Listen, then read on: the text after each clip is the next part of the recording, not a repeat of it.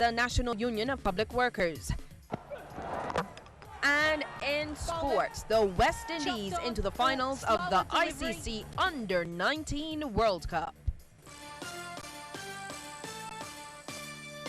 Credible, balanced, committed. This is the CBC Evening News. And a very good evening to you. I'm Lisa Lord with the Thursday, February 11th edition of the CBC Evening News and our top story. Well, 6 people don't have a place to live tonight. That's because a fire at Goodland Main Road this morning destroyed their homes. One of the residents also received some burns in that fire. Shane Seeley was our reporter on the scene. A sad situation here at Goodland Main Road this morning. A man was injured as he tried to save the contents of his home and put out the fire. He, his 2 brothers and his mother lived right here, and as you can see, that house and another neighboring house was completely destroyed.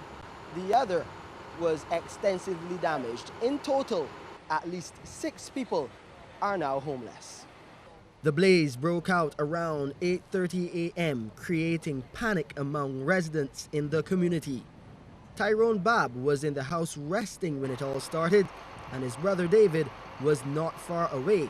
But the fire spread too quickly, and they lost their home and all of its contents.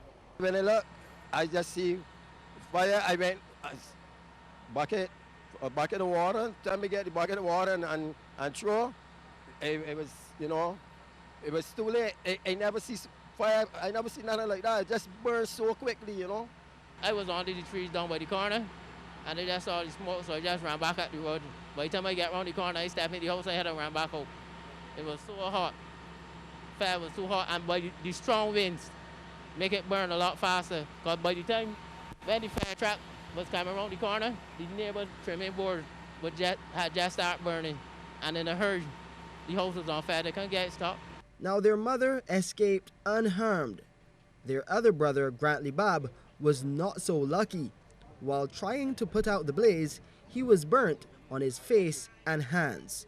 He was treated on the scene and then whisked away in an ambulance.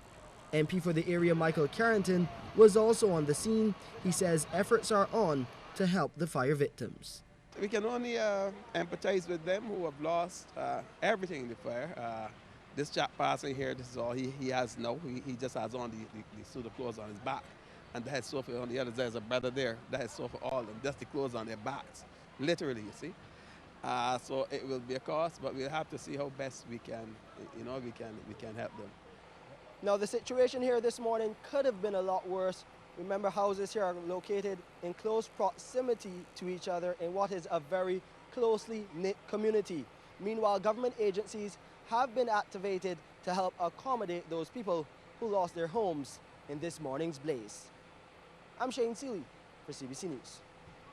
A recent study at the Queen Elizabeth Hospital shows that more than 1/3 of its patients are malnourished. But this has nothing to do with the quality of food being served there. So hospital officials are adopting a new strategy intended to make a difference. It's a mealtime feeding program, which is being seen as a welcomed component of patient care. Kent Jerson has the details. The study revealing the level of malnourishment among patients at the QEH was noted by Director of Support Services, Louise Bob. A pilot study conducted just about 3 years ago by our Food and Nutrition Department demonstrated that 38% of inpatients were malnourished. And recent research indicates that it costs 3 times more to treat a malnourished patient versus a patient who is well nourished. Ms. Bob made the point to emphasize the importance of the Mealtime Volunteer Program, which has just been launched at the hospital. Through it, trained volunteers will assist patients to ensure they eat their meals, since part of the problem is that some of them don't. Ms. Bob believes if used on a larger scale, the program could provide even greater benefits. If expanded, this program could result in additional savings in staff time and costs, because having volunteers in place to assist with tasks such as feeding helps to fill a needed gap in nursing care, which has demonstrated to be frequently missing. Nursing personnel are then able to spend time on other and more complex matters of patient care. Volunteer Nikita Chapman explains why she got involved. My choice to be a participant in this program has solely been the purpose of giving back to society, assisting those who are in need, to give assistance where I can allow my actions to speak volumes for me, as a person who genuinely cares. In addition, it has always been my desire to become a nurse, and this program has given me the opportunity thus far to view a small but intricate part of what the profession entails. The Food Services Department of the hospital provides about 350 meals 3 times daily at a monthly cost of around $160,000. Kent Jerson, CBC News. Well, the Ministry of Health has launched a multi-pronged intensive eradication program to target the carrier of Zika, dengue fever, and chikungunya, the Aedes aegypti mosquito. Principal Environmental Health Officer Ronald Chapman says cooperation from residents is essential for its efforts to be successful. We are here to ensure the health of this nation. So we want persons not only to allow the health inspectors in, because a lot of people, I've realized that over the years, a lot of people believe that the health inspector's name or the environmental health officer is the yard inspector. Oh. Yeah, we've had So a you lot can of go that. into the yard, Yeah, but you but can't come come into into the the house. house. I want persons to know the inspection is not complete until the inspector goes into the home. The home is one of the primary areas because we still find a lot of mosquitoes and other conditions in persons' homes. So, and the law does require that you allow the environmental health officer into your home. Mr. Chapman wants Barbadians to take responsibility not only for their homes but surroundings and communities. If you having mosquitoes on your premises, they're usually breeding close to where you are. They don't breed far away. They breed in water. Go out there, find those water sources and get rid of them. And we have to own this process. It is not the Ministry of Health process. The Ministry of Health plays an extremely critical role in spearheading this process. But in terms of owning the process, we want Barbadians to truly come together, make their homes available for the inspectors. As I said, we're starting out there. You're going to hear lots more public service notices out there. You're going to see lots more inspection, lots more fogging, and you're going to see a very intensified program. And over in Suriname, a Dutch tourist has died after contracting the Zika virus. He is the 4th person to die in that country after contracting the virus. Scientists are currently investigating whether the cause of these 4 deaths were in fact the Zika virus or whether the virus exacerbated existing symptoms. The head of the lab at the academic hospital says that all 4 patients had complaints before contracting the virus, but none of them were seriously ill. The victims were men between the ages of 58 and 76. Well, most of the workers at the National Union of Public Workers didn't show up for work today, or Ryan Broom went to the NUPW headquarters to investigate. CBC News understands that only about 3 workers reported for duty at the Dalkeith Road St. Michael headquarters out of nearly 30 employees normally at the union. Now, the workers are said to be upset over the non-payment of increments by the NUPW dating back a few years.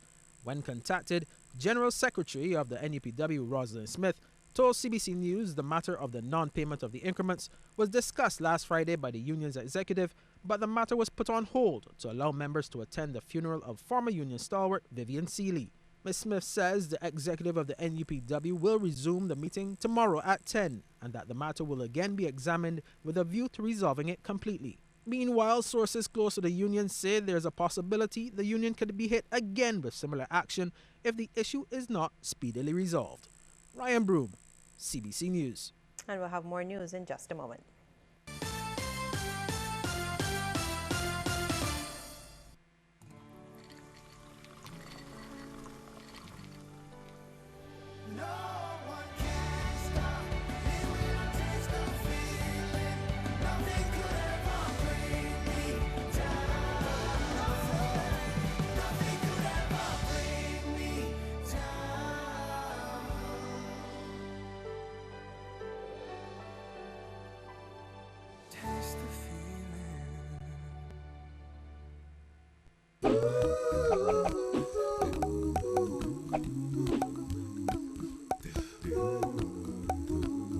Get a Be Content plan from as low as $35 a month. Call us at 436-6200 for a quote today. Hashtag pay in installments. Enjoy Bonanza, a decadent candy bar. Now introducing another perfect combination with added cranberries and strawberry filling. The Bonanza you love and the new Bonanza Berry. Experience richness you deserve.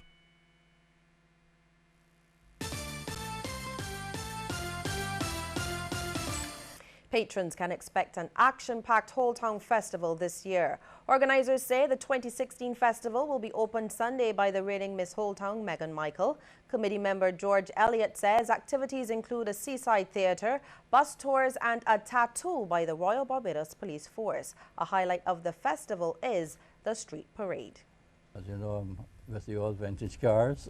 Yes, that's right. And then, of course, we have the groups, the regiment, the cadets, and lots of other groups, schools, and what have you. Always a spectacle. Yes, very much so. And with that, Megan will be riding her last ride, and I shouldn't say that because that comes Sunday night. Yes. And the contestants will be parading as well. Speaking about her reign, Miss Whole Town Megan Michael says it was not only enjoyable, but the journey changed her life. I became so confident. I'm also a dancer, so I've expanded my dance era, or whatever you want to call it, but I've expanded so much in performing, teaching dancing, and aspiring to inspire people a lot. Well, it's just over 2 weeks before the start of this year's major agricultural showpiece, Agrafest, and organizers say some changes are coming to the opening evening of that expo. Chief Executive Officer of the Barbados Agricultural Society, James Paul, outlines what patrons can expect come February 26. We're going to have the karaoke contest, that is true, but we're going to have other things associated with it, like we're going to have a comedian contest on Friday evenings. Oh. Yeah, this Friday evening we're going to have it, and we're going to start some promotion on that very soon. Also, too, one of the main features that I think I'm really proud about this year is that our Junior Drilling Challenge contest, I think Peter has been working on that consistently. And we have 6 extremely good schools who are going to be on show. We have some excellent prizes for them. And we have a culinary competition on this year among the schools too at the same time. And a lot of that, we sort of package that activity on the Friday evening because we're trying to make it interesting to the patrons. And at the same time, we want to portray in a lot of those exhibits the agricultural connection, the agricultural theme. Mr. Paul says the aim of Agrafest is to promote the agricultural sector. He says the animal exhibits are a must-see this year. What I'm seeing this year as a response on the part of the farmers, very early, and new farmers, and not only that, young farmers, yes. Because what we are seeing is a younger cadre of exhibitor. That's good. Which is very good, right? And we want to increase that as we go ahead. So I can promise patrons when they come and they see those animals, they will be beautiful this year, extremely beautiful. The visiting head of the International Trade Center sees potential in small and medium-sized enterprises in the region. Executive Director Arantxa Gonzalez is currently in Barbados on the second stop of her first Caribbean tour. She says SMEs play a part in developing a country's economy. And in order to do that, we have to make sure that we simplify the cost of doing business for these companies. We reduce the cost of doing business. We help them by making sure they can thrive. For big guys, it's relatively easy. For small guys, the moment you have an additional cost, it may mean the difference between being able to export or remaining confined to your domestic market. So we have to cut down the cost for the small guys, for them to be able to trade internationally. Ms. Gonzalez wants institutions that assist SMEs to be strengthened. Institutions are important. If you help an institution, they can help millions of companies in the country. And finally, we can't help the companies. We're doing a lot of work in this region with coconut producers, for example. Yes. One, you know, we may say, well, coconut, oh my God, you know, that's kind of old-fashioned. It's not. It's amazing the amount of new products and new services that the coconut industry can provide. Barbados and the United Kingdom have signed an air services agreement. The agreement is expected to strengthen existing air transport links between the two countries. Minister of Foreign Affairs and Foreign Trade, Senator Maxine McLean, and British High Commissioner to Barbados, Victoria Dean, initialed the document recently at the ministry's Culloden Road headquarters. High Commissioner Dean said that she hoped the arrangement would make a contribution to the number of people traveling between the two countries and points beyond. She also agreed that the new arrangement should help to improve trade. Well, cyberbullying has been identified as one of the most serious threats to young people in modern times, and the Rotary Club of Barbados is trying to raise public awareness about the problem. Now, the issue was brought sharply into focus today with the launch of an anti-cyberbullying campaign at the Hilton Hotel. Director of Community Services Annie Bertrand says this modern-day scourge is destructive and a potential killer. Affects both bullies and their victims. It is one of the most severe youth stressor, causing mental illness and too often death. It is considered a crime in Barbados if it involves threat of violence, extortion, child pornography, and it also instills fear and guilt and disrupts the learning environment in our schools. But finally, bullies are at a greater risk of depression, substance abuse, and law-breaking behavior in adulthood. This is interesting, actually, because the bullies are also victims. And I'm not saying that trying to excuse their behavior, but what I'm saying is that the bullies also need help, professional help. Says cyberbullying is even worse than traditional bullying.